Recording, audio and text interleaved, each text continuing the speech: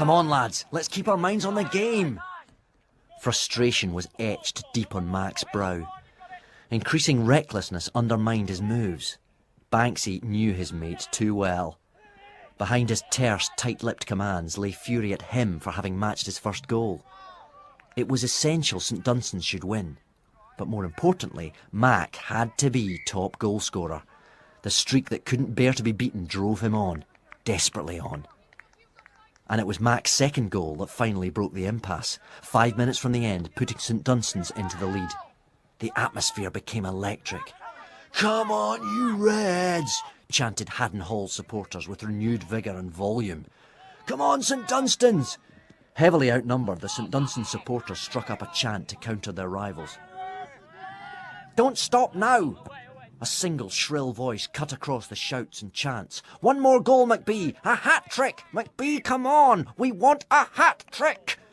Mrs McBride strode along the Haddon goal line, defying the home crowd. At the whistle, Mac led the charge. Banksy followed close on his heels with the midfield fanning out behind. "Go on, St Dunstan's! Go for it, MacB!" Mac harried Haddon's captain. The captain passed the ball wide. "Come on, the Reds!" Banksy bore down on the wing-back, slinging in to block his pass. The deflected ball shot into touch off the Haddon player's ankle.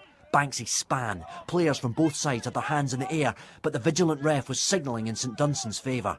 "Come on!" yelled Mac. "I want everyone forward!" Banksy looked for space. As Wallace's throw soared through the air, he jumped, caught the ball in his chest and hit the ground twisting. Mac whistled from the crowded goal area. Banksy volleyed. The ball rebounded off a charging defender, chipping it straight to Mac. He ran in. Mac's shot was a rocket, but straight at the keeper. Ricocheting upwards, the ball flew out off the crossbar. Red shirts threw themselves left, right and centre. The ball cannoned off a defender and bounced to Banksy. "Banksy!" Banksy skipped a sliding tackle, swerved left and right and once more pushed it through. A perfect pass to his captain. Mac's right leg swung down with deadly accuracy. The keeper dived, but the ball arced into the net. Goal!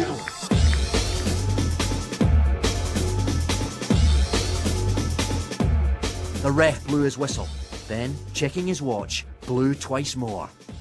It was over.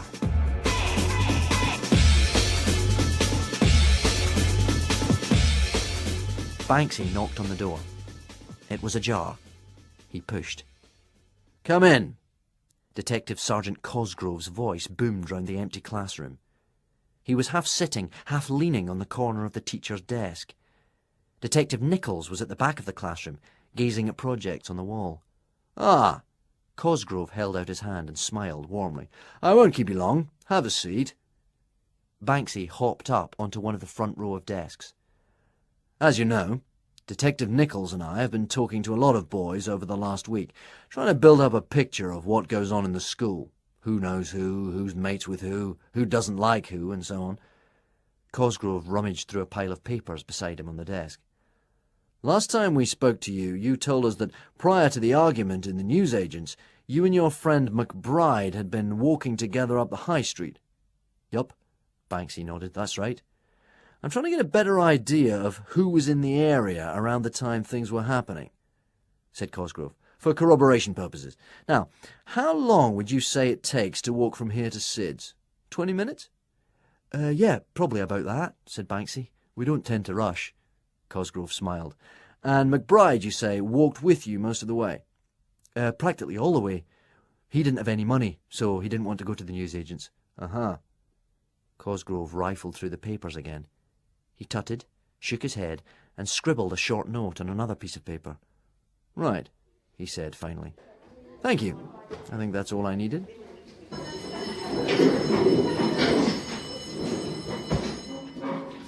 Mac and Banksy shuffled through the throng, funneling towards the school doors. "So did they want to know more about Don and Mel?" asked Mac. "Nope," said Banksy. "They asked about me and you. You, mostly." "Me?" Mac stumbled as the swing door caught him off balance. "How do you mean, me? What did you tell them?" "Nothing, really," Banksy shrugged. "They just wanted to know about the day of Dunk's accident, how far we walked together after school." Mac stared. "What's up?" said Banksy. "You okay?" Mac frowned. "You all right?" said Banksy. You've gone a bit pale. Mac rubbed his thigh. The door whacked me right on the side. I'm okay. Slowly, the two boys made their way across the yard. At the gates, Mac seemed surprised to see his mother. Ah! Mrs. McBride dropped her cigarette and ground it under her shoe. The footballing hero! She smiled and waved. And, of course, his heroic friend. Standing beside her car were two familiar figures. I've just met your detectives, said Mrs. McBride. Cosgrove and Nichols nodded. Banksy glanced at Mac. He still looked pale. We were waiting to have a word, said Cosgrove, but then your mother introduced herself, and she seems to have answered all our queries. He glanced at his partner. Honestly, what a dope! Mrs. McBride's eyes narrowed on her son. Telling the detectives I picked you up from school the day of Duncan's horrible accident. Banksy felt the hairs on the back of his neck prickle. Mac looked sheepish. I can't have been thinking. Mrs. McBride scowled. They're conducting an investigation, darling. You have to give precise information. It's important. Your mother explained, said Cosgrove. She spotted you in the high street and gave you a lift home. Mac nodded. Yeah. Banksy had just crossed the road. He glanced at his mother. He'd gone to the newsagent's with Dunk. I was heading for the Heath. Banksy studied his friend's face. Why then had Mac told them he'd been picked up from school? He had lied. Your mother's also given us some very useful extra information, said Cosgrove. I told you to tell the detectives everything. Mrs. McBride ruffled her son's hair. I don't know what comes over you sometimes. Two boys, said Cosgrove, lowering his voice. He stepped closer. Your mother said that when you and she were sitting in the traffic, you noticed two boys loitering round the side of Sid's newsagent. Banksy's heart raced. Mac had never mentioned a word of this. Mac glanced at his mother and nodded. Boys you recognised? Said Cosgrove. Mac nodded again. Who would they have been, then? Mac looked at the ground. Don and Mel, he croaked. Banksy stared in disbelief. I didn't quite catch that, said Cosgrove. Mac coughed to clear his throat. Donatello Capri and Melvin Thomas. Thank you.